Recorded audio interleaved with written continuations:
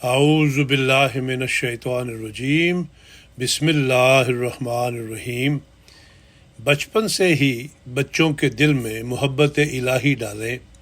از Fahmida but, Germany. حصہ اول۔ روزنامہ الفضل انٹرنیشنل، بدھ 6 ستمبر 2023۔ اللہ تعالیٰ اپنی مخلوق بالخصوص اشرف المخلوقات سے بذات خود بہت محبت کرتا ہے۔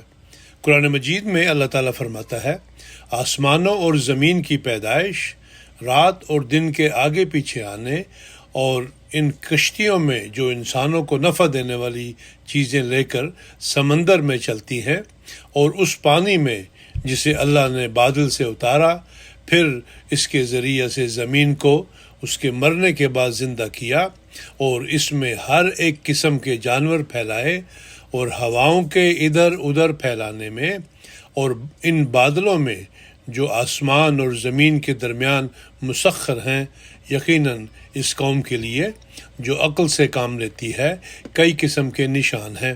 سورہ بقرہ آیت نمبر 165۔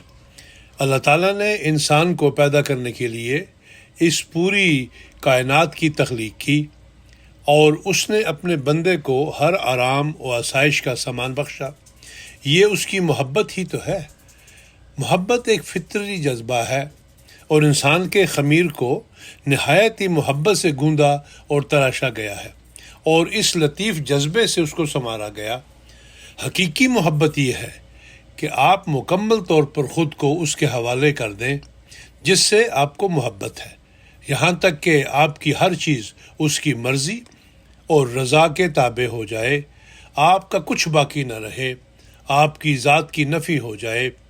اللہ کی سچی اور حقیقی محبت دیگر تمام محبتوں پر غالب اور مقدم ہو۔ اللہ تعالیٰ قرآن مجید میں فرماتا ہے، اور جو لوگ مومن ہیں وہ سب سے زیادہ اللہ ہی سے محبت کرتے ہیں۔ سورہ بقرہ آیت نمبر 166، ترجمہ از تفسیر صغیر۔ ایک مومن اپنا مطلوب و مقصود اور محبوب صرف اور صرف اللہ کو بناتا ہے۔ وہ اسی کے لیے جیتا ہے، اسی کے لیے مرتا ہے۔ قرآن مجید میں اللہ تعالیٰ فرماتا ہے، اِنَّ صَلَاتِي وَنُسُكِي وَمَحْيَايَ وَمَمَاتِي لِلَّهِ رَبِّ الْعَالَمِينَ۔ سورہ نام آیت نمبر 163۔ یعنی میری نماز اور میری قربانی اور میری زندگی اور میری موت اللہ ہی کے لیے ہے جو تمام جہانوں کا رب ہے۔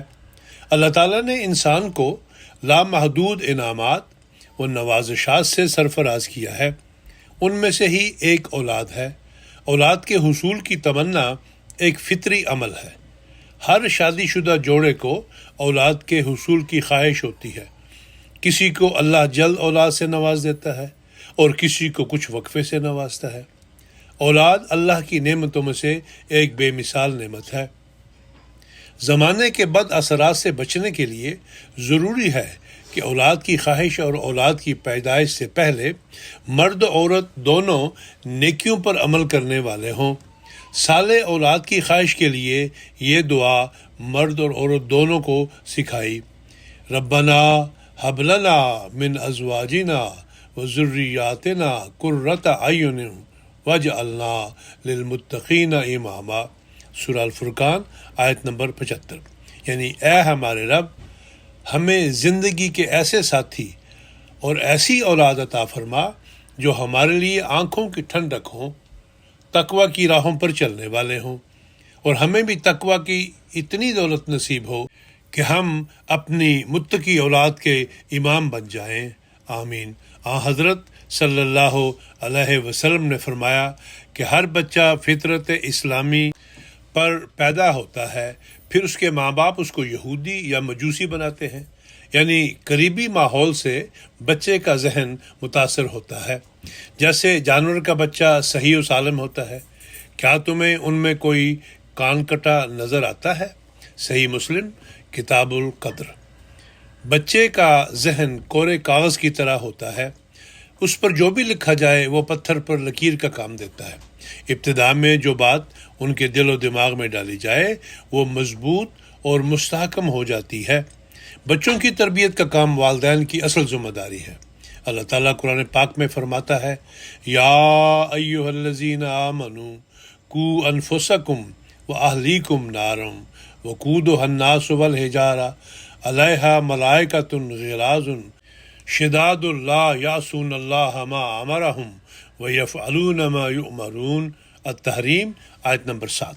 یعنی اے مومنو، اپنے اہل کو بھی اور اپنی جانوں کو بھی دوزخ سے بچاؤ جس کا ایندھن خاص لوگ یعنی کافر ہوں گے، اور اسی طرح پتھر جن سے بت بنے، اور اس یعنی دوزخ پر ایسے ملائکہ مقرر ہیں جو کسی کی منت سماجت سننے والے نہیں، بلکہ اپنے فرض کے ادا کرنے میں بڑے سخت ہیں، اور اللہ نے ان کو جو حکم دیا ہے اس کی وہ نافرمانی نہیں کرتے، اور جو کچھ کہا جاتا ہے وہی کرتے ہیں۔ ترجمہ از تفسیر صغیر۔ اس آیت میں بالخصوص گھر کے سربراہ ہونے کی حیثیت سے اہل خانہ کی ہر طرح کی ضرورت کا متکفل ہونے کے ساتھ ساتھ اسے تعلیم و تربیت کا بھی نگران مقرر کیا گیا ہے۔ بچوں کی سب سے پہلی درسگاہ ماں ہوتی ہے۔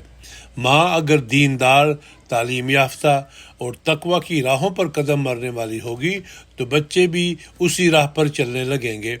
حضرت خلیفۃ المسیح رابع رحمہ اللہ نے ماؤں کو مخاطب کرتے ہوئے فرمایا، اچھے بچے پیدا کرنے کے لیے آپ کو اچھی مائیں بننا ہوگا۔ یہ تو ہو نہیں سکتا کہ آپ اچھی مائیں نہ بنیں اور اپنے بچوں کے لیے دعائیں کرتی رہیں اور دعائیں منگواتی رہیں کہ ان کو خدا اچھا بنا دے۔ خطاب لجنہ مائلہ کینیڈا بمقام ٹورنٹو 6 جولائی 1991۔ باقی انشاءاللہ آئندہ۔